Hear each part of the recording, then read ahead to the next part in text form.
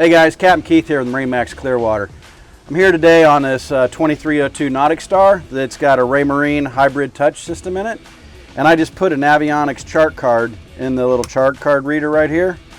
So this is kind of a refresher. I know we've gone through this, but it's been a popular video and some things have changed in the menus. So I'm going to go through and kind of how to set this card up with this particular multifunction display.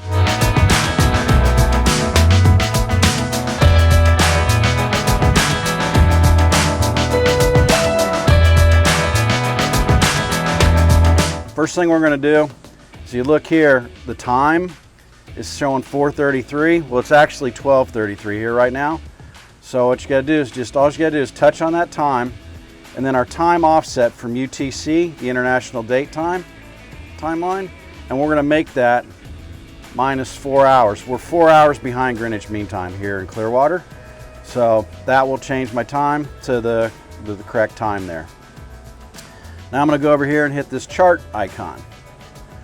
So this is going to come up, and as you can tell, I've got no details, nothing on here. So what you're going to have to do is go to the menu button, then we're going to go down to the settings wheel, and we have to select the Navionics chart. If you've got a lighthouse chart, you're going to want to have that. If you got a CMAP chart in the card in there, you're going to have to do that. But we've got Navionics, so we're going to hit that, and then here comes our detail. But it's all just kind of blue, blah, plain background. We need to separate and define the depths on this. So once again, we're just going to go to the menu button and settings wheel. The thing you're going to do is menu settings wheel. We hit that. And then I'm going to go right over here to depths. And then we're going to drag this up.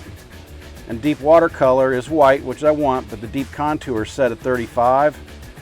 We're going to knock that down where it says 5 foot right there. X out of this. And now you can see, we're used to going up to Clearwater, we're actually here at St. Pete today. Anything in the white background is 6 foot or deeper at low tide. The light blue is 6 to 3, and then the darker blue is going to be 3 foot or less. Your numbers on your charts are all low tide depths, so it's kind of like worst case scenario. The other thing I want to do is if you look here in Gulfport, there's a little T right there. That's a tide station, and they're located all over these charts, but they're hard to find.